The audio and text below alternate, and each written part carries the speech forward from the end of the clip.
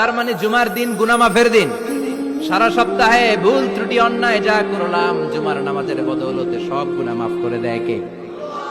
এই দামি দিনটাকে আল্লাহ ইহুদিদের দিতে চেয়েছিলেন, পায় নাই।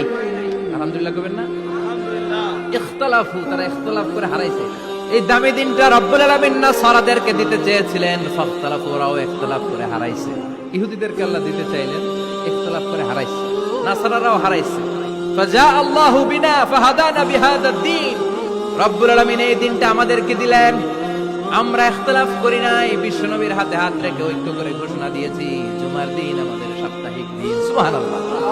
বিশ্বনবী বলেন ফাগাদান লিল ইয়াহুদ, সাপ্তাহিক আনন্দের দিন ইহুদিদের জন্য হচ্ছে শনিবার, ইয়াউমুস সাbt, ওয়া বা'দা গাদ লিন নাসারা, আর খ্রিস্টানদের জন্য হচ্ছে রবিবার, আর আমাদের জন্য হচ্ছে শুক্রবার। চিল্লায় পড়েন আল্লাহু আকবার। তার মানে জুমার দিন, জুমাবারের মর্যাদা বেশি না কম? চিল্লায় বলেন বেশি না কম?